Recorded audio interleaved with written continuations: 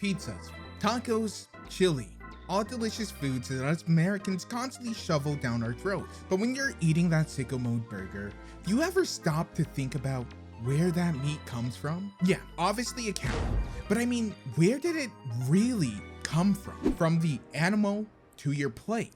Have you ever sat down and thought about the process to get it from point A to point B? Every day, literally, tens of thousands of animals are put through their own personal torture, comparable to some of the most horrendous atrocities humans have ever committed. 39 million cows alone are systematically killed in some of the most gruesome ways imaginable. That's like 6.5 Boogaloos during World War II, millions of 9/11s, and nearly 2 World War Is. Also, Travis Scott and Mickey D's can sell you a cheap, fast meal. But hey, it tastes good. So what if a couple of dumb animals get Auschwitz? Well, I mean, considering pigs alone have more average intelligence than our pets, they're not as dumb as you think or hope. But what if they were as smart as you or I? What if the shoe was reversed? What if it was us on that table? Would you hold the same energy about it being fine, or would you now be morally repulsed? See, that's what we call hypocrisy.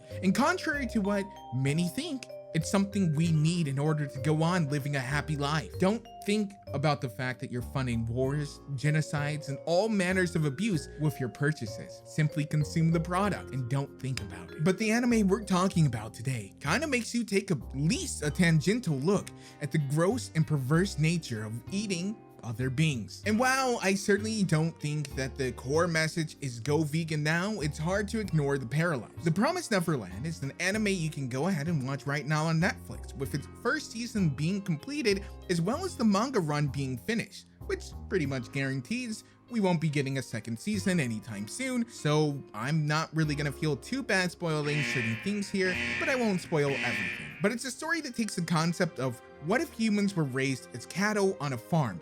What if they were the food for much more powerful beings? But we're not starting off with just some ordinary farm. No, we're starting off with the best case scenario, your premium grade A beef.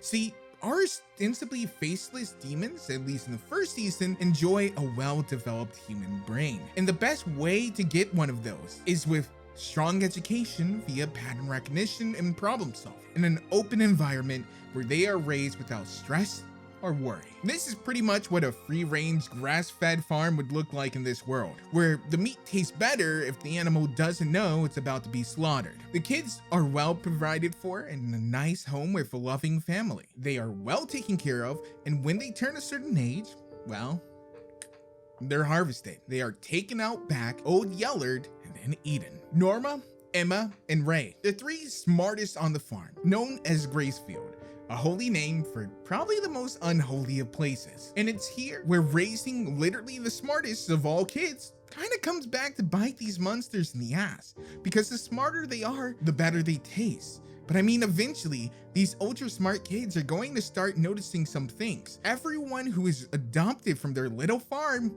never writes them back. People are taken around the same time. The fence that they're told not to go past doesn't seem to serve any purpose other than being for them, and that they never see any other humans. Kind of weird red flags, especially since the kids are given reading material about human society and the world at large, so they understand that these things aren't normal, that life on the farm isn't exactly how life is supposed to be. While being comfortable, it's not how normal orphanages should work, really. To use some crude language, it just seems like a huge up on the demon's part. Exactly what you expect happen. The books in the library that they get from the human world all have kind of encoded messages in them that allows people to figure out what's going on. They're hidden through Morse code and various other sneaky methods, something you'd think people would be on the lookout for, considering the children are taught to find patterns to train their brain. Actually, pattern solving and plan making is something that comes up a lot. It's kind of like a detective drama or horror thriller. There's a lot of planning and decoding, and if you imagine Fred from Scooby-Doo in an anime format, that's pretty much all 3 of the people making plans, making traps. It's honestly starting to become one of my favorite genres. But if you are into puzzle solving, this is the fast food variety of it. While the character can solve the puzzle and makes these brilliant schemes, as the viewer, you're often left out without the ability to solve them yourself, not giving nearly enough information in order to do so, making you feel a little bit cheated. If you are into this, it gives you this undeserved sense of accomplishment. There are a few things that are solvable, such as the fact that the symbols around the books are Morse code. It's a little bit of a stretch, but you kind of see a small pattern that's a dot in a solid line over and over, and you start to realize that that seems a little bit odd. Now, it's really hard to jump from that to Morse code, but it is possible if you know that you're supposed to be looking for something. But anything further than that is almost impossible to be solved because this is a story. There's only one way you can really view any of this. You can inspect from only one direction. Anything else, you can't really look at it from. Different parts aren't shown or told to you, and while you can infer things, it's more of a meta-analysis from knowing how stories like this typically go, or being able to understand certain tropes that the author often utilizes. I'm not sure if this is a bad thing. On one hand, I like the relative ability to solve the narrative on my own, to have the same opportunity to come to the conclusions as the main character does, or even sometimes before them. But that could be simply my own ego making me think that I could even solve these puzzles. I don't think the author intends for us, though, to superimpose ourselves onto these characters. They're not necessarily relatable, not wholly. Emma is your standard anime protag, one who still, despite everything, wants to save everyone, despite everything pointing to that being impossible. Emma's views are almost laughably childish, and in the end is compromise. While having far more success than one could ever think possible, it's nowhere near her ambitious goals of a perfect survival. Rei is the polar opposite, being exceptionally cynical. For example, where Emma wanted to escape the farm with everyone, including children of only a few years old, Rei didn't even think the three of them could make it, and actually had planned to even sacrifice himself so that Emma and Norman could escape. He assumes essentially the worst scenarios and plans for that. Norman is more of an unobtainable form, the smartest of the three, a mastermind of masterminds. Able to plan so far ahead, he doesn't even need to be alive for his plans to go off without a hitch, and able to even counter and discover other plans, such as Rei's attempt to sacrifice himself for the escape. All of these are more archetypes than people. They describe a character of humans, more so than specific types of people and individuals who you should attempt to be like. And as such, the story isn't attempting to necessarily have you place yourself as one of them, but to experience the world through the lenses of these broad types of people, which is why your personal intelligence to solve these puzzles was never a factor the author took into consideration. It may even be to highlight how smart these people are compared to you, an artificial way of showing the gap with guaranteed results of you not being able to conclude before the main cast does. Perhaps it's making a commentary about how the animals and creatures we consider nothing more than cattle are far smarter and capable than we like to assume, that in some cases they may even be able to give us a run for our money in certain things, that these food sources are more than just nourishment, that they are intelligent, living creatures with a drive and desire to live. Again though, I don't think the artist's intent is to make you want to go vegan. In the manga, they discover that demons are just other creatures who want to eat children, not because they're evil. Well, some of them are evil. They want to eat children though because they are malleable as a species. They pretty much took the saying, "you are what you eat," literally. Demons need to consume humans in order to keep their intelligence and forms. Otherwise, they degenerate and become wild creatures. Emma states her desire that while she hates the demons and while she can never forgive them, she also understands, and given the chance, wants to save them all just as much as she wants to save her own family. It's the paradox of wanting to stop the suffering, but knowing doing so will ultimately cause just as much suffering, just to a different group of people. Humans, of course, choose to eat meat. We can survive without it. However, that does still come with an asterisk. We need supplements and various other pills in order to get the nutrients we no longer get from eating meat. In fact, a vegan diet, even with all the pills, shorten our lifespan when compared with other meat reductionist diets. But don't get confused.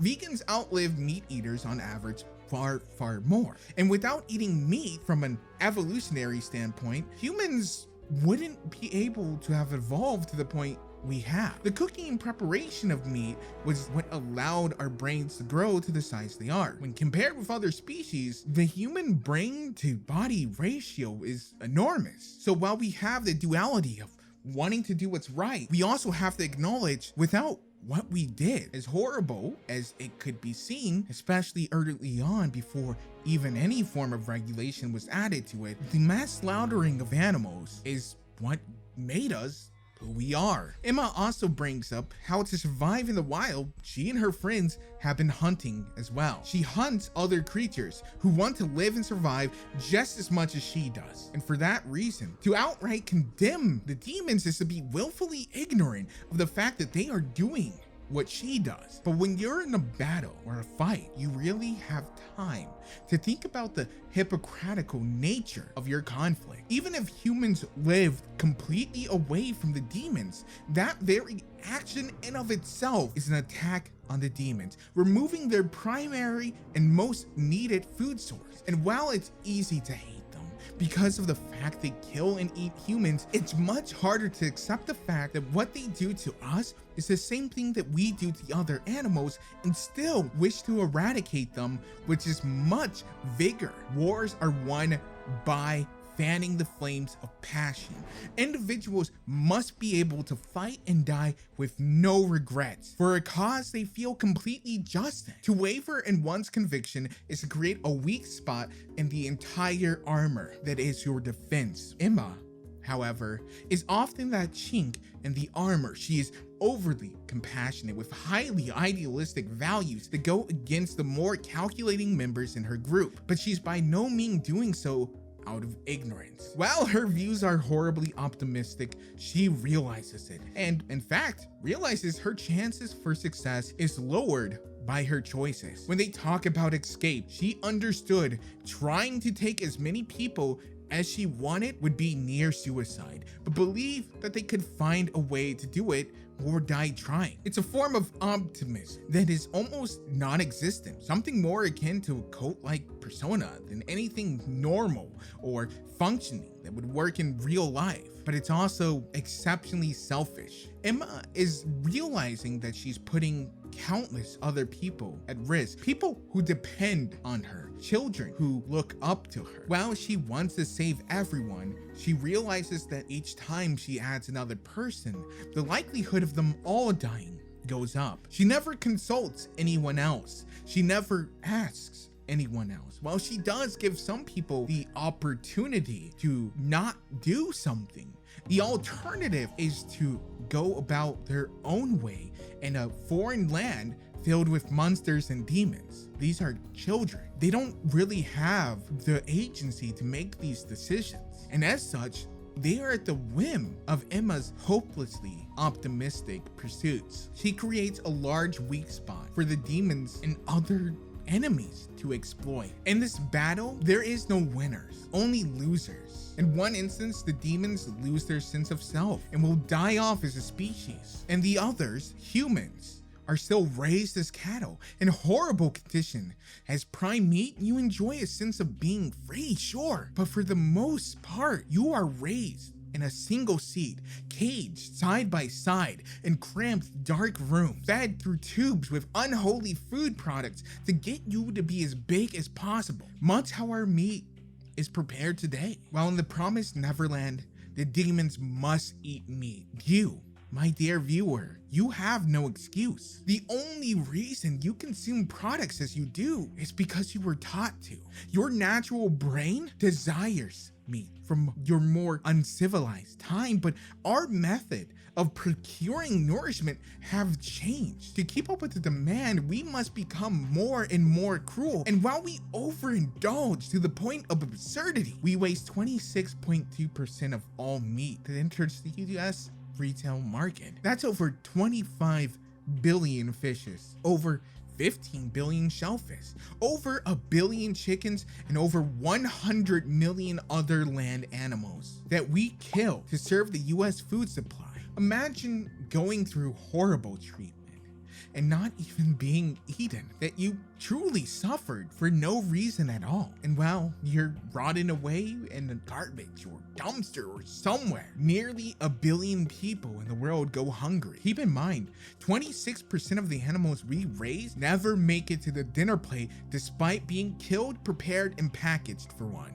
Livestock is the world's largest user of land resources, with pastures and arable land dedicated to the production of feed representing almost 80% of the total agricultural land that could have been used to feed millions. 1/3 of the global farmable land is used to grow feed, while 26% of the world's ice-free terrestrial surface is used for grazing. So before you go and cast judgment on the demons, remember these numbers and ask yourselves, who's the real monsters? Because while the demons need to survive, you could survive just as easily without it. And while you feel repulsed at the treatment of the humans, remember, they're treating you how you treat others. And if we're saying might makes right, well, the demons are simply stronger. But that's just my opinion. And the facts, you can take them, you can ignore them, you can change your entire lifestyle. At the end of the day, the only one that can make any real choice is you. This isn't a show and this isn't an anime. Your actions, no matter how small you think it is, has real world consequences.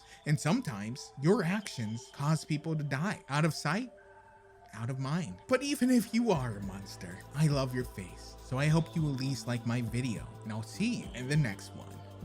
Oh, and happy Halloween.